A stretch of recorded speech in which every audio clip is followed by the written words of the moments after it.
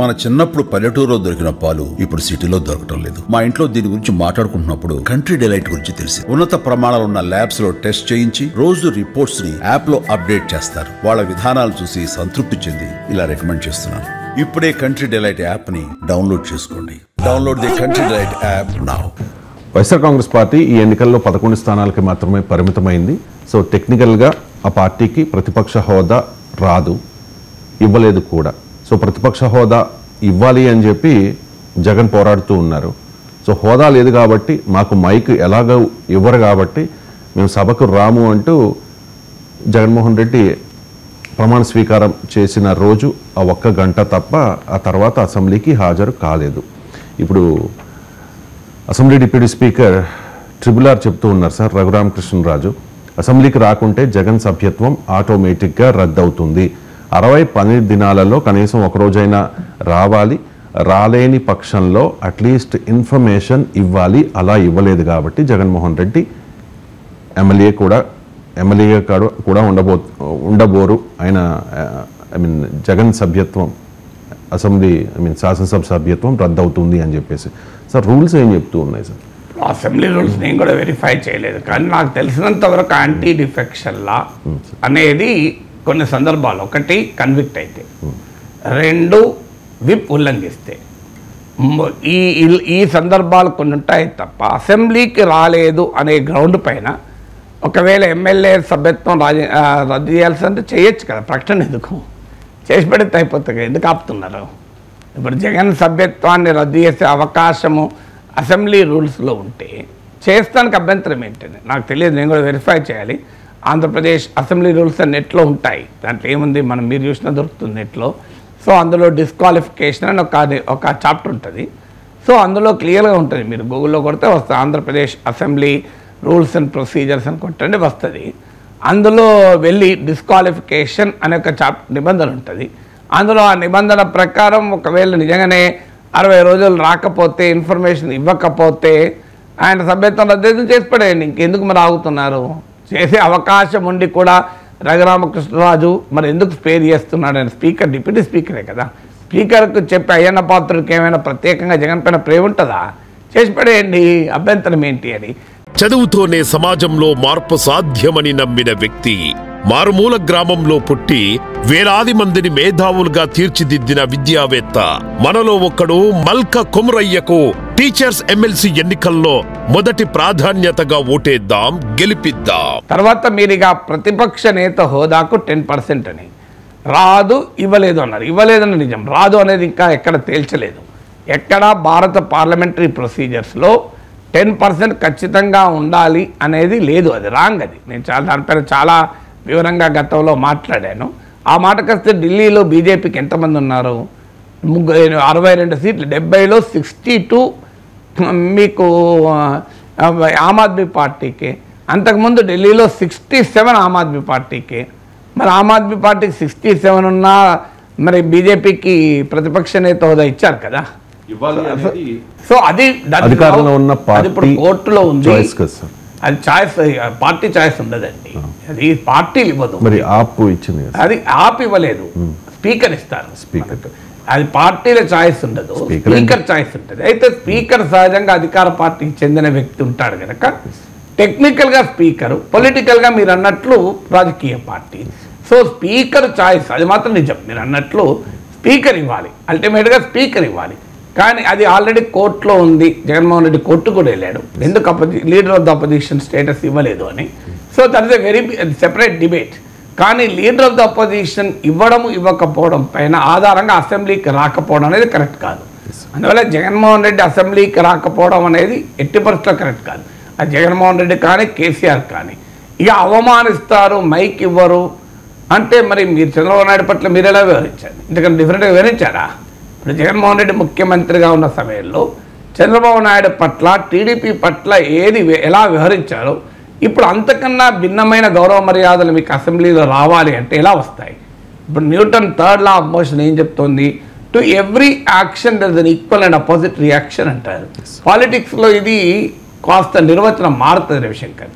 ఇదేంటంటే not an equal and opposite reaction, equal and more reaction ఉంటుంది. ఎందుకంటే పాలిటిక్స్లో ఈక్వల్గా ఎందుకు ఉంటుంది? నువ్వు నన్ను ఒక్కడంటే మన అంటారు కదా, నువ్వు రాళ్ళతో కొడితే నేను ఇటుక పిల్లలతో కొడతా అని. సో ఎవడెందుకు ఒప్పుకుంటాడు? సో ఇక సభ్యులు అంటారా, టీడీపీకి 23 మంది సభ్యులు ఉన్నప్పుడే మీరు గౌరవం ఇవ్వలేదు, మీకు 11 మంది సభ్యులు ఉన్నప్పుడు గౌరవం ఇవ్వాలని డిమాండ్ చేస్తే వచ్చే ప్రయోజనం ఏమైనా ఉంటుందా? ఎప్పుడు కూడా respect should never be demanded, respect should be commanded. రెస్పెక్ట్ని ఎప్పుడు కూడా మనం కమాండ్ చేయాలి. నాకు రెస్పెక్ట్ ఇవ్వండి అని డిమాండ్ చేస్తే ఎవరు రెస్పెక్ట్ ఇవ్వడు. నీ నాలెడ్జ్ ద్వారా, నీ పర్ఫార్మెన్స్ ద్వారా, నీ ఎఫిషియన్సీ ద్వారా, నీ ప్రవర్తన ద్వారా, నీ కెపాసిటీ ద్వారా నువ్వు గౌరవాన్ని పొందాలి. నా గౌరవం ఇవ్వమంటే ఎందుకు ఇస్తారు పాలిటిక్స్లో? అది కూడా మీరు చంద్రబాబు నాయుడు లాంటి నాయకుడిని 14 ఏళ్ళు ముఖ్యమంత్రిగా ఉన్న వ్యక్తిని, 10 ఏళ్ళు ప్రతిపక్ష నేతగా ఉన్న వ్యక్తిని, మీ తండ్రితో కలిసి రాజకీయం చేసిన వ్యక్తిని మీరు ఎలా అవమానించారు?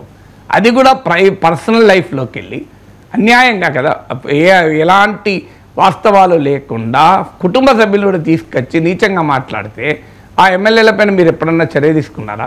ఇది తప్పు, ఇది అన్యాయము, ఇలా మాట్లాడకూడదని అన్నారా? చంద్రబాబు నాయుడు అగౌరవపరిచినప్పుడల్లా జగన్మోహన్ రెడ్డి ఎంజాయ్ చేశారా లేదా? మీరు నాకు వైసీపీ మంత్రి చెప్పాడు, జగన్మోహన్ రెడ్డి క్యాబినెట్ మంత్రి, కొడాలి నాని చంద్రబాబు నాయుడు తిట్టేటప్పుడు సహజంగా స్పీకర్ వైపున చూస్తారు, చంద్రబాబు నాయుడు వైపున చూస్తారు. ఎందుకంటే ఇప్పుడు నేను మీ వైపున చూస్తాను, లేదా కెమెరా వైపున చూస్తాను. కానీ కొడాలి నాని తిట్టేటప్పుడు జగన్మోహన్ రెడ్డి ముఖం వైపు చూసేవాడట. ఎందుకంటే జగన్లో ముఖంలో ఆనందం ఉందా అని, జగన్ కళ్ళలో ఆనందం, అంటే బావ కళ్ళల్లో ఆనందం అనే ఒక సామెత నచ్చుడు.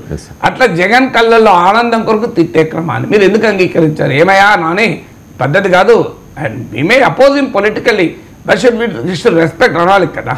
అలా అన్నాడు. అప్పుడు దానికి వైసీపీ వాళ్ళు ఏమంటారంటే, మా జగన్మోహన్ రెడ్డికి చంద్రబాబు నాయుడు ముఖ్యమంత్రిగా ఉన్నప్పుడు 67 మంది ఎమ్మెల్యేలున్నా మాకు గౌరవం ఇచ్చాడా అని అంటాడు. పాలిటిక్స్లో ఎవరు ఇవ్వలేదు కదా, నువ్వు ఇవ్వకుండా ఉండాల్సిన అవసరం లేదు కదా. You set a president. ఇప్పుడు ఉదాహరణకి లాస్ట్ 5 ఇయర్స్లో జగన్ కనుక ప్రతిపక్షం పట్ల, తెలుగుదేశం పట్ల, చంద్రబాబు నాయుడు పట్ల హుందాగా వ్యవహరించి ఉంటే, ఇవాళ జగన్ పట్ల హుందాగా టీడీపీ ఉండకపోతే ప్రజలే విమర్శించేవారు కదా. సో ప్రజలే ప్రశ్నిస్తారు కదా, ఇదేంటయ్యా మరి నీ అంతకుముందు జగన్మోహన్ రెడ్డి ముఖ్యమంత్రిగా ఉన్నప్పుడు ఎంత నీకు గౌరవం ఇచ్చారు, నువ్వు ఇలా తయారయ్యడం ఏంటి అని జనం అనరా కూటమిని? ఇప్పుడు మీరు కూటమికి ఒక అవకాశం కూడా మీరే ఇచ్చారు కదా. అయినా ఆల్ సెడ్ అండ్ డన్ అయినా నీవు అసెంబ్లీకి వెళ్ళి, నేను అందుకే జయశంకర్ ఇద్దరు మహాభారతాన్ని ఉదహరిస్తూ ఒకటి చెప్పాను. సో సంధి కోసం శ్రీకృష్ణుడు వెళ్ళాలా వద్దా అని చర్చ జరిగినప్పుడు పాండవులు ద్రౌపది ఉన్న సమయంలో లాస్ట్కు శ్రీకృష్ణ పరమాత్మ మాట అంటాడు, సంధి కుదరదని తెలుసు, సంధికి సుయోధనుడు అంగీకరించడని తెలుసు, అయినను పోయి రావలను హస్తినకు అంటాడు. అది దట్ ఈస్ ద గొప్ప వివేకం. శ్రీకృష్ణ పరమాత్మ మహాభారతంలో అన్న పదం చాలా గొప్పది. మీరు అది నిత్య జీవితంలో, నిజ జీవితంలో వాడుకోవచ్చు. ఎప్పటికీ కూడా మీకు ఎవరైనా వ్యతిరేకం ఉంటారు, వాళ్ళ ఇంటికి పోవద్దు అనొద్దు. పెళ్లి కార్డు ఉందంటారో పోయి వాళ్ళ ఇంటికి. ఎందుకు? వాళ్ళు గౌరవం ఇస్తారో ఇయ్యరో, వాళ్ళు పెళ్ళికి వస్తారో రారో, వాళ్ళు గౌరవం ఇవ్వరని తెలుసు, వాళ్ళు కార్డు ఇచ్చినా పెళ్ళికి రారని తెలుసు, అయినను పోయి రావాలను వారి ఇంటికి వెళ్ళి కార్డు ఇవ్వవాలను. ఈ అప్రోచ్ ఎంత గొప్పదో చూడండి మీరు. ఎందుకంటే అలాగే జగన్మోహన్ రెడ్డికి కూడా ఏంటంటే, టీడీపీ వారు బైక్ ఇవ్వరని తెలుసు, అవమానిస్తారని తెలుసు, అయినను పోయి రావాలని అసెంబ్లీకి. ఎందుకంటే ఈ అవమానాలు ఎదుర్కొన్నందుకే కదా చంద్రబాబు నాయుడును ప్రజలు మళ్ళీ ముఖ్యమంత్రి చేసింది. చంద్రబాబు నాయుడు అసెంబ్లీలో ఇది గౌరవ సభ కాదు, ఇది కౌరవ సభ, నేను ముఖ్యమంత్రిగానే మళ్ళీ సభకు వస్తానని చంద్రబాబు నాయుడు చెప్పింది మనకు గుర్తులేదా? అన్నట్టే ప్రజల అవకాశం ఇచ్చారు. మీరు కూడా వెళ్ళండి, ప్రజా సమస్యలు ఏమనెత్తండి, ప్రజల అంశాలు మీకు టైం ఇవ్వలేదనుకోండి. నేను ఇదివరకు కూడా చెప్పాను, టైం ఇవ్వలేదు అనేది కరెక్ట్ అనేది కాదు. టైం ఎంత ఉంటే అంతలో మాట్లాడని నేర్చుకోవాలి. టైం అంటే 3 గంటలు 4 గంటలు మాట్లాడాలని రూల్ ఏం లేదు కదా. ఇప్పుడు గంట సేపు మాట్లాడే అంశాన్ని 1 నిమిషంలో చెప్పచ్చు, గంట సేపు మాట్లాడాల్సిన అంశాన్ని 1 నిమిషంలో చెప్పచ్చు. మీకు 2 ఉదాహరణలు చెప్తాను. ఒకటి మళ్ళీ మహాభారత ఉదాహరణ. మహాభారతంలో 1700 శ్లోకాలు ఉంటాయి. వేదవ్యాసుడు చెప్తుంటే వినాయకుడు రాశాడు. ఒక దశకు వచ్చే వరకు వినాయకుడికి బోరు కొట్టేసింది. చెప్పేది ఏం మహాకవి, ఇలా మీరు ప్రతిదాన్ని ఇంత సాగతీస్తారు కవులు, ఏముంది, ఇద్దరు అన్నదమ్ముల కొడుకులు రాజ్యం కొరకు కొట్లాడుకున్నారు, దీన్ని ఇంత సాగదీయాలన్నా, ఏదో కొంత బ్రీఫ్గా చెప్పరాదా అన్నాడు, సంక్షిప్తంగా చెప్పరాదా అంటే అప్పుడు వ్యాసమునీంద్రుడు ఏమంటాడంటే, వినాయక, ఒక్క మహాభారత సారాన్ని ఏంటి, వేదాంగాల ఉపనిషత్తుల సమస్త ధర్మశాస్త్రాల సారాన్ని 1 శ్లోకంలో ఏంటి, 1/2 శ్లోకంలో చెప్తాను, పరోపకారాయ పుణ్యాయ పాపాయ పరపీడనం అంటాడు. అంటే పరులకు ఉపకారం చేయడమే పుణ్యము, పరులను పీడించడమే పాపము అని చెప్తాడు. ఒక్క హాఫ్ను కలిసి చెప్తాడు. ఎంత అద్భుతంగా చెప్పాడు చూడండి. అంటే 1700 శ్లోకాల సారాన్ని వేదవ్యాస మునీంద్రుడు 1/2 శ్లోకంలో చెప్పాడు. ఇంకో ఉదాహరణ చెప్తాను. ఒకసారి 100 మీటర్స్ రేస్ జరుగుతుంది. నాకు గుర్తున్నంత వరకు బెన్ జాన్సన్ అనుకుంటాను, సబ్జెక్ట్ వెరిఫికేషన్, మీరు వెరిఫై చేయొచ్చు, అథ్లెట్ అనుకుంటా బెన్ జాన్సన్. అది 100 మీటర్స్. మీకు తెలుసు 5 కిలోమీటర్ల రేస్ అంటే నువ్వు కామెంట్ ఇవ్వచ్చు, ఆయన 5 కిలోమీటర్లు కవర్ చేస్తారు, చాలా సమయం పడుతుంది కనుక కామెంట్ చేయొచ్చు. ఇది 100 మీటర్సే. బెన్ జాన్సన్ నా స్టార్స్ 100తో నాడు చేరిపోతారు కదా, 100 మీటర్స్ ఎంతలో పరిగెడతారు, ఫ్యూ సెకండ్స్లా. బీబీసీలో అద్భుతంగా కామెంటరీ ఇచ్చాడు. మిగతా ఛానల్ అన్నీ కూడా బెన్ జాన్సన్ డ్రెస్రిన్ అని మొదలుపెట్టే వరకు ఆ బెన్ జాన్సన్ అక్కడ చేరిపోయాడు. బెన్ జాన్సన్ నా స్టార్స్ 100తో ఈ స్టార్టింగ్లో ఉన్నాడు, అక్కడ చేరిపోయాడు, అతను పరిగెత్తేసింది. ఆయన బీబీసీ వాళ్ళు ఏమన్నా అంటే బెన్ జాన్సన్ అన్నాడు అంతే. చూడండి ఎంత అద్భుతంగా కామెంటరీ చెప్పాడు. అందువల్ల ఇలా మనము నేర్చుకోవాలి. జగన్మోహన్ రెడ్డి అసెంబ్లీలో మైకు గంట సేపు ఇవ్వలేదు, 40 నిమిషాలు ఇవ్వలేదు. 40 నిమిషాలు ఎందుకు ఇస్తారు టీడీపీ వాళ్ళు? వాళ్ళు 164 సీట్లు ఉన్నాక నీ గంట సేపు ఇచ్చి నీతో తిట్టించుకుంటారా? వాళ్ళంత అమాయకులా కూటేవాళ్ళు? ఏమి ఇస్తే ఒక్క నిమిషం ఇస్తారు, ఒక్క నిమిషం మాట్లాడు, ఏం లేదు, మైక్ తీసుకో, విశాఖ హక్కును కాపాడండి, విశాఖ హక్కును కాపాడండి, విశాఖ హక్కును కాపాడండి అనండి. విశాఖ హక్కును సేల్లో విలీనం చేయండి, సేల్లో విలీనం చేయండి, సేల్లో విలీనం చేయండి అనండి, అయిపోతుంది కదా. విశాఖకు మైన్స్ ఇవ్వండి, విశాఖకు మైన్స్ ఇవ్వండి, విశాఖకు మైన్స్ ఇవ్వండి, సరిపోతుంది. ఇంతే కదా. అమరావతికి 50,000 కోట్లు ఇవ్వండి, అమరావతి 50,000 కోట్లు ఇవ్వండి అండి, అయిపోతుంది కదా. పోలవరం పూర్తి చేయండి, పోలవరం పూర్తి చేయండి, అయిపోతుంది.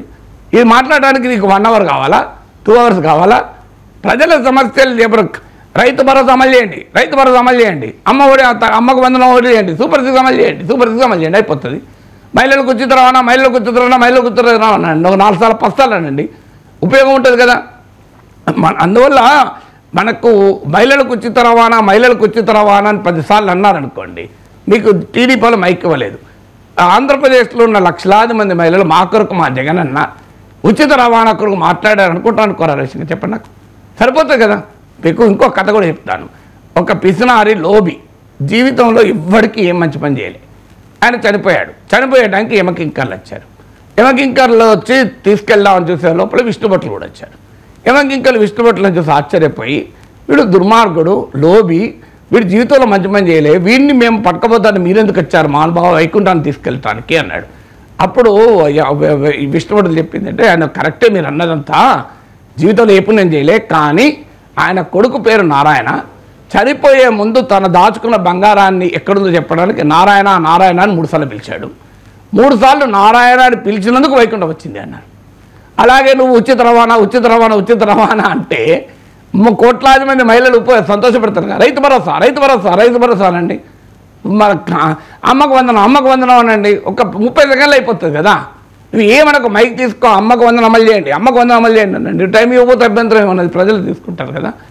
ఏదో కానీ నేను అసెంబ్లీకే పోను, నన్ను గౌరవిస్తూనే పోతా, నాకు పూలదండేసి రెస్పెక్ట్ ఇస్తూనే పోతా అంటే యూ కాంట్ ఎక్స్పెక్ట్ బికాజ్ ఆంధ్రప్రదేశ్లో పాలిటిక్స్ అట్లా లేవు కదా. మీరు కూడా అలా చేయలే కదా.